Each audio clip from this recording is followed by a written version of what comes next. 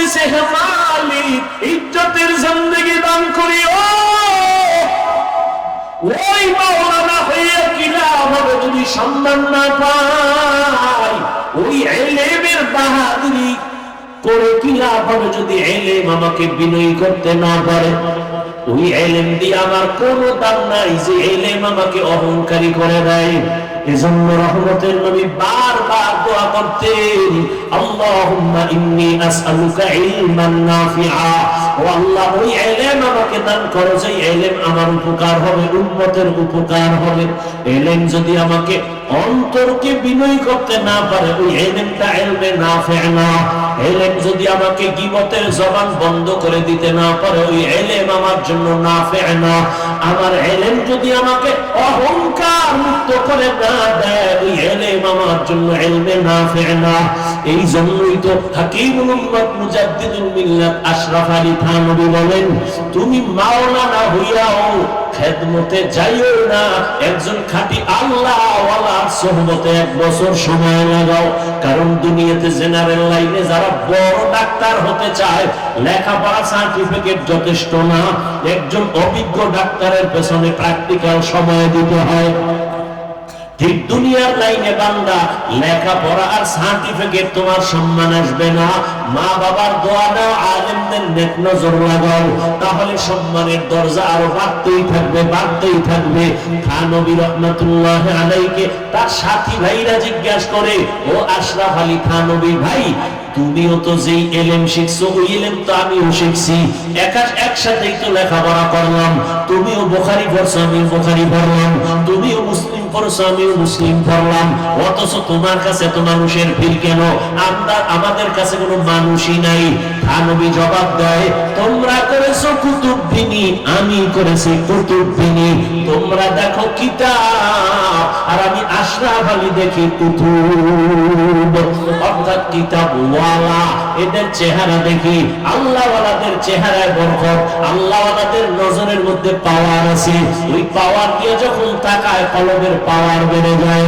এরে নবীর আশিক উম্মতের দল, ওই যুবক আল্লাহর কাছে দোয়া করেছেন, আল্লাহ ইজ্জতের জীবন দান করো। মাথার মধ্যে হঠাৎ আল্লাহ একটা জবাব দিয়ে দিলেন এই বিপদকালে। অন্তরে একটা জবাব এসে গেছে এই বিপদ থেকে বাঁচার জন্য। কয় মেয়ে, আমার নামে মিথ্যা অপবাদ দিছ, ঠিক আছে, বাচ্চাটা আমার হাতে দে। এবার জেনাকারিনী মহিলার বাচ্চাটা নিজের হাতে নিয়ে এভাবে উঠাইয়া আকাশের মালিকে দিয়ে তাকাইয়া কয়, হে মালিক, এই জিনাকারী মহিলা মিথ্যা বলতেছে, তুমি এই বাচ্চাটার জবান খুলিয়া দাও। এই বাচ্চা যেন বলতে পারে কে ওর বাবা। এই কথা বলিয়া ডাক দিয়া কয়, বাচ্চা কথা বল, তোর বাবাকে। বলতে দেরি, বাচ্চার জবান খুলে যাইতে দেরি না। বাচ্চা সবার সামনে চিৎকার দিয়া কয়, আমার বাবা তুমি না, ওই রাখাল।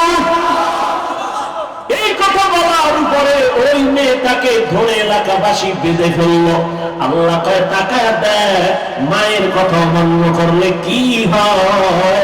আমি আল্লাহ সামনে দেখায় দিলাম, যত বড় বুজুর্গই হও না কেন, মা বাবার দোয়া ছাড়া বুজুর্গই টিকে না। যত বড়ই নেতা হও না কেন, মা বাবার নেক দোয়া না থাকলে নেতাগিরি চলবে না। আর মা বাবা যারে বেশি দোয়া দেয়, ওই নেতা হোক আর যাই হোক, কোনোদিন আলেমের সাথে বেয়াদবি করবে না। ওলামায়ে কেরামের সাথে বেয়াদবি করবে না। কোন মা কোনদিন চায় না যে আমার সন্তান কোন আলেমের সাথে বেয়াদবি করে বদদোয়া নিবে। এটা কোন মা কখনো চায় না কারো বদদোয়া নিতে। এরে আল্লাহর বান্দারা, ও যুবক বাবারা, আমি তোমাকে একবারও আলেম হওয়ার দাওয়াত দেই নাই, হুজুর হয়ে যাও তাও বলি নাই। ওই যুবকের মতো ইবাদত করো, ঠিক আছে, তবে মা বাবার দোয়া ছাড়া তোমার জীবন সফল হবে না, শিক্ষকের দোয়া ছাড়া তোমার জীবন সফল হবে না। এখনো সময় আছে, তওবা করে নাও। ও যুবক, আমিও তো তোমার মতো প্যান্ট শার্ট টাই লাগাইয়া যদি রাস্তায় মাস্তানের মতো ঘুরতাম, কেউ আমারে বাধা দিত না। টুপি মাথায় দিলে মাথা গরম লাগে, তোমার থেকে বুদ্ধি মোটেও কম নাই। নামাজ পড়লে কষ্ট, জামা পড়লে কষ্ট, দাড়ি রাখলে যৌবনের ভাব চলে যায়, তাও বুঝি। শুধু তাই না, কত মানুষ আমাদের গালি দেয় দূরের থেকে, সব শোনার পরও কেন নামাজ ছাড়ি না, কেন পর্দা করি, হালাল খাই? একটাই মাত্র কারণ, আল্লাহর কোরআন সত্য, নবীর কথা সত্য। গুনাহগারের জন্য জাহান্নাম, নেক আমলওয়ালার জন্য জান্নাত। এই দুনিয়ায় সূর্যের গরম সহ্য করতে পারি না, এই দুনিয়া একটা মশায় কামড় দিলে রাতে আর ঘুম হয় না, মশারি টানাইয়া ঘুমায়, একটা বেতের বাড়ি দিলে সইতে পারি না। আল্লাহর কোরআন পড়লাম, নবীর হাদিস পড়ে দেখলাম, এক জাররা গুনাহ নিয়ে গেলে কবরের আযাব বড় কঠিন হয়ে যাবে। তিনটা প্রশ্নের জবাব দিতে না পারলে ওই কবরের মধ্যে আমার নবী বলেন, আল্লাহ রাগ করে বলবে, ফেরেশতা এই গুনাহগারের কবর জাহান্নামের আগুন দ্বারা ভরিয়ে দাও। দুনিয়ায় সূর্যের গরম সহ্য করতে পারি না, জাহান্নামের গরম কেমনে সহ্য করব? মশার কামড় সইতে পারি না, ও যুবক ওই কবরের আযাব কেমন করে সহ্য করব? একটা বেতের বাড়ি সইতে পারি না, গুনাহগারের জন্য দুই পাশে কবরে মাটির চাপ কেমনে সহ্য করব? হেদায়েতের মালিক আমার আল্লাহ। ও পর্দার আড়ালের আম্মা জানেরা এখনো তওবার নিয়ত করেন, জীবনে আর বেপরদায় চলবেন না, আর মোবাইলে চরিত্র নষ্ট করবেন না, স্বামীর মাল হেফাজত করবেন, সন্তানগুলো আদর্শওয়ালা বানানোর চেষ্টা করবেন। ও যুবক বাবা, তওবা করে নাও, মনে মনে আল্লাহকে বলো, হে আল্লাহ, জীবনে তো কম নামাজ ছাড়ি নাই, বেপরদায় চলি নাই, কম অপরাধ করি নাই, আজকে থেকে তওবা করে নিলাম, তুমি তো হায়াতের মালিক, রিজিকের মালিক, সম্মানের মালিক, আর নামাজ ছাড়বো না, বেপরদায় চলবো না, মা বাবার সাথে বেয়াদবি করবো না, উলামায়ে কেরামের পরামর্শ নিয়ে, শিক্ষকের দোয়া নিয়ে নবীজির তরিকা মেনে চলবো। তওবা করার মতো যদি অন্তর তৈরি হয়, মুনাফিকি না থাকে, খাঁটি তওবার নিয়ত যদি কারো অন্তরে থাকে, দুটো হাত আমার আল্লাহকে দেখাইয়া দাও।